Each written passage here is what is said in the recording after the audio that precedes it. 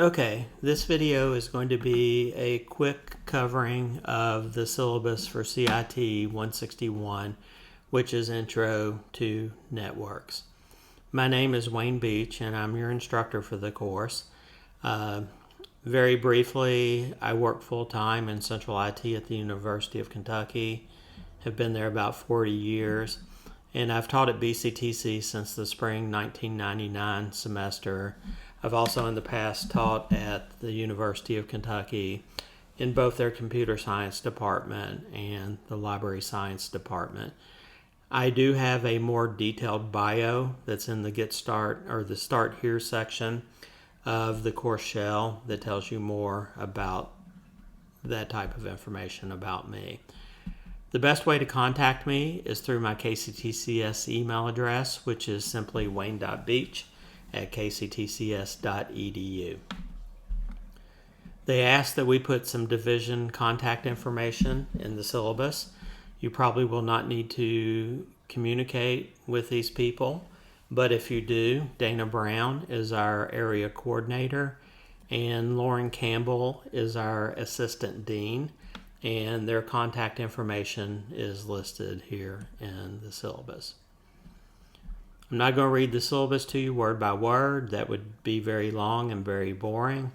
So if you want to read the official course description of the class, it's right here. There's also mentioned, since there's a lab component to this course, that this is a 4-credit-hour course.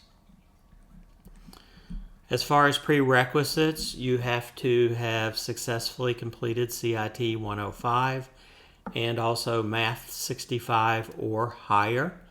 And a co-requisite is 111. What that means is you either need to have successfully completed CIT 111 or you need to be enrolled in it this semester to be able to enroll in 161. Next on the screen, we have the course learning outcomes. What the course learning outcomes is a list of things that if you participate in the class and you do well in the class, you should be able to explain and or do these things upon the completion of the course.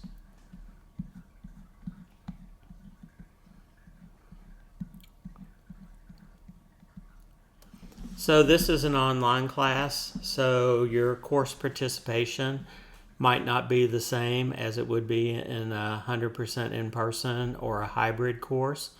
In an online course, you show participation by regularly signing into Blackboard, regularly checking your email, and completing assignments by the due date given. Accommodations. If you feel that there are accommodations that need to be made for you to be successful in the course, you do not discuss those with me. You discuss those with the Student Accessibility Services Office. After that discussion, if they determine that there are accommodations that need to be made in the classroom, they will send me a formal letter that identifies the student and identifies the accommodations that need to be made for that student.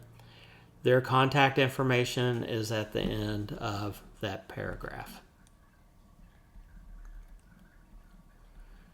As far as class materials and technology, BCTC has a minimum requirement for hardware and software that applies to all BCTC courses and students.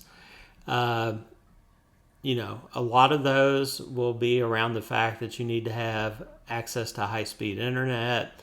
You need to have a computer that allows you to do everything you need to do in the course. You need a webcam. You need a working microphone in case we have meetings or for proctored exams, which we'll talk about in a moment. For this course, you need a Windows, Mac OS, or Linux computer capable of running Packet Tracer. And then, of course, you should already be using your Blackboard account and your KCTCS email account. As far as textbooks, there is not a required textbook for this course because we will be using Cisco Networking Academy, also referred to as netacad.com. And in the course that I've enrolled you in, you will have access to the material, all the text, all the images that are in your textbook. So basically, it's an electronic copy of the textbook provided by Cisco. If for some reason you would prefer to have a traditional textbook, listed under optional textbook is the name of the book that matches up with the course, and you can get a physical copy of that either from Cisco Press or Amazon or eBay, probably lots of places that you can get that. One of the first things you should complete in the course, if you've not already done so, is the no-show activity, also referred to as an attendance verification assignment. In the old days, before there were online courses, the policy was if a student does not attend at least one of the first 2 course meetings, that student could be declared a no-show and withdrawn from your class.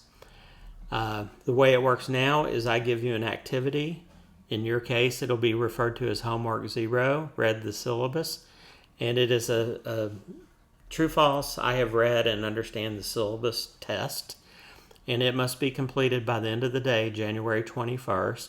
If it is not, the registrar will remove you from my course, and you will not be able to re-enroll in the course this current semester. You'll have to wait till next semester. Graded components are different things that you will be given in the class that have a grade and count towards your final grade in the course. The first thing is homeworks. Anything I refer to as a homework is something that I created. From the NetAcad curriculum, you will have a lot of packet tracer activities, and these are things that you do using a piece of software called Packet Tracer, which you will install probably the first or second week of class as part of an assignment and then use for the rest of the semester. There are some activities in NetAcad that are referred to as labs. These are more hands-on type things. If we were an in-person class, these would be completed in the Cisco networking classroom. But in your case, they'll be completed on your computer and or using the web to answer questions, for example. You have group module exams that are also referred to as checkpoint exams now. You will have module group exams throughout the semester. They typically cover 2 or more modules from your curriculum. I think the first one covers modules 1, 2, and 3. You can think of modules as a chapter. When I first started teaching, they called them modules. Really annoyed me. Then they switched it to chapters, which I thought was great. And now they've changed it back to modules for whatever reason. But checkpoint exams, module group exams are the way we refer to those. And you will have like 6 of those. There will be exams, a midterm and a final. The midterm exam will be made by me and administered in Blackboard. The final exam is created by Cisco and will be administered. Ultimately, you'll go into Blackboard, but you'll end up on netacad.com to take the final exam. These are proctored in person using the Respondus Lockdown browser. The other thing to mention is there's something in the curriculum called a practice final that you can take. It's very similar in the number and type of questions that your real final is going to have. And what I do is I assign that. I think it's very important. But the grade for that gets averaged in with your module group exams. Like I alluded to, we will be using something called the Respondus Lockdown browser to take your exams. You need a high-speed computer, you need the Respondus Lockdown browser installed on your computer, and you need a working webcam and microphone. This has to be done on a computer. It cannot be done on a mobile device such as a phone or a tablet.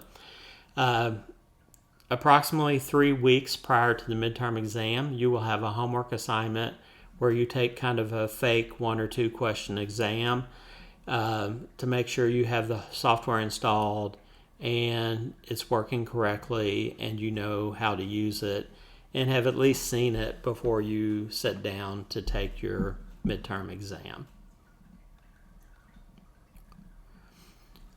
A few years back, BCTC started doing midterm grades. What that is at the midpoint of the semester. In this semester's case, it'll be towards the beginning of March. I will have to say or answer the question, if I had to give every student in my class a grade today, what would that grade be? So I calculate that, put it in PeopleSoft. Hopefully you look at that and it gives you some indication of how well you're doing in the class. Are you doing as well as you thought you were doing, etc. And if there's a problem, then it gives you time to try to correct that problem. You have basically 8 weeks to get back on track.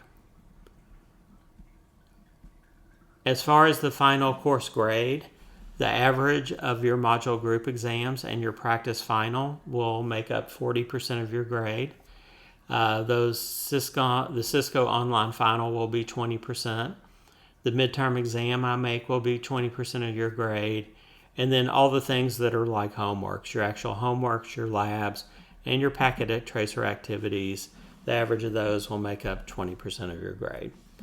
Once your grade is calculated using those weights, I use a traditional 90 to 100 as an A, 80 to 89 as a B, etc. grading scale.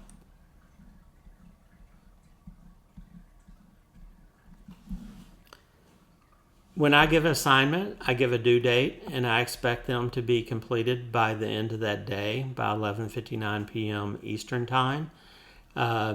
If there is some extreme circumstances that prevent you from doing that, talk with me and see if I will allow you to make it up, possibly with a penalty, and if I do, when will it be due?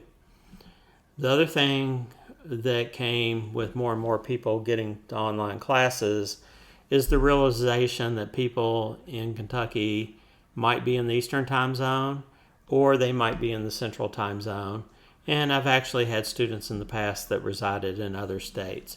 But when I say 11:59 p.m., I'm talking about Eastern Standard Time.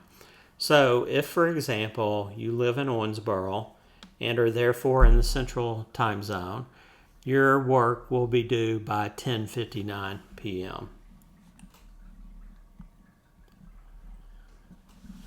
As far as withdrawal policies, with this being a 100 level course, you may or may not be familiar with this, but up to the midterm date of the semester, you can simply go into PeopleSoft and choose to withdraw from a course.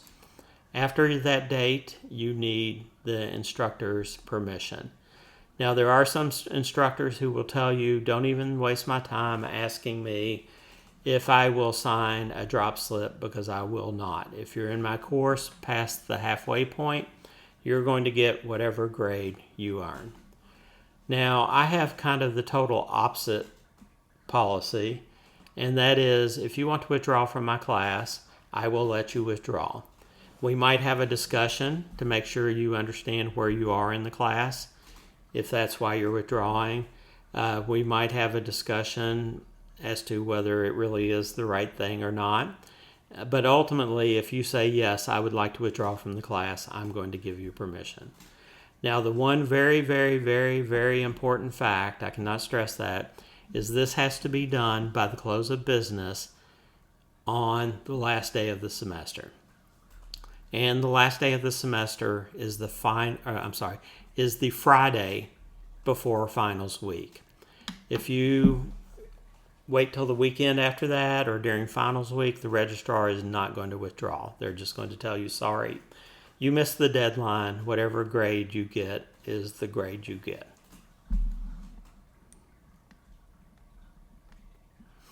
As far as email, I ask that any email you send me related to the class has CIT 161 in the subject as well as a good subject. So, for example, CIT 161, problem with PKA 2.3.4. From that subject, I know you're in my 161 class. I know you're having trouble with a particular packet tracer activity. That's what PKA stands for.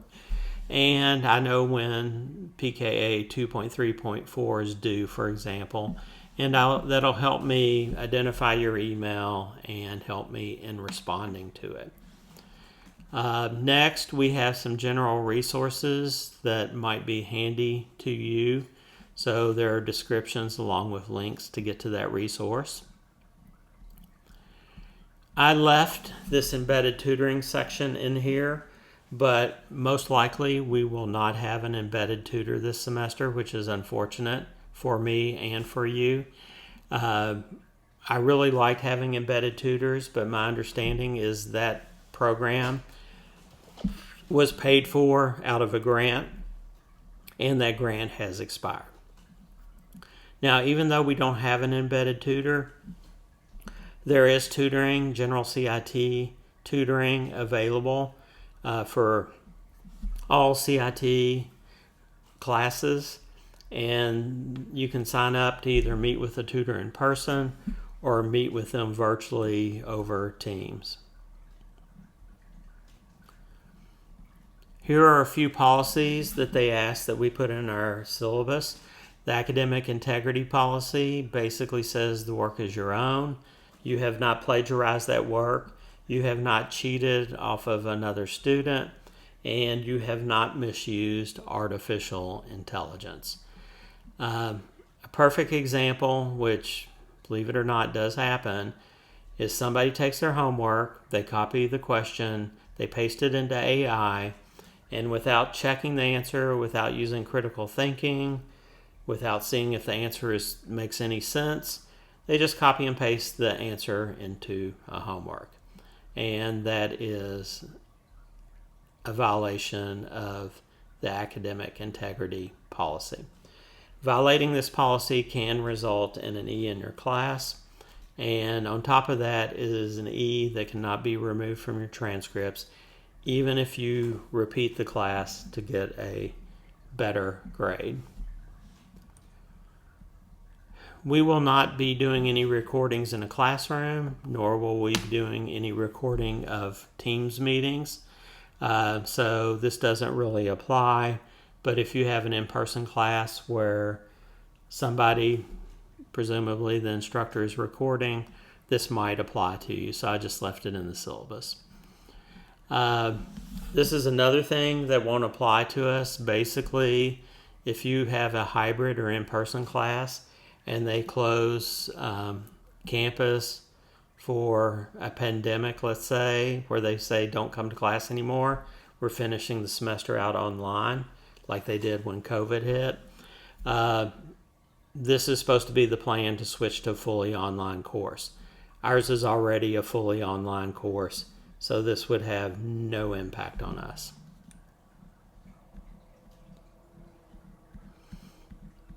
And the last thing we have here is the tentative course schedule. Week by week, I have what modules and what topics we will be working on. You can look over that. First thing I want to point out is in week 9, you will have a proctored midterm exam. It will be proctored and available Monday through Thursday of that week. I often will make it available over the weekend prior to this. So if it works out better for you, or you just prefer to take it on a weekend, that would be an option available for you. And then the week right after that is spring break. And then down here at the bottom, I have another final exam, the final exam. It will be administered during finals week, again, Monday through Thursday of that week. It's comprehensive, and it will be proctored. 7 or 10 days before each of these exams, I will send out a very detailed message that, especially for the midterm, will tell you how many questions there are, what chapters of the book does it cover, how many true false, how many multiple choice questions are there, etc. So that you will have, maybe a better idea of what to study for. So that completes the discussion of the syllabus. If you have questions about anything that appears in the syllabus or anything I have said, please email me and we will get an answer to that question.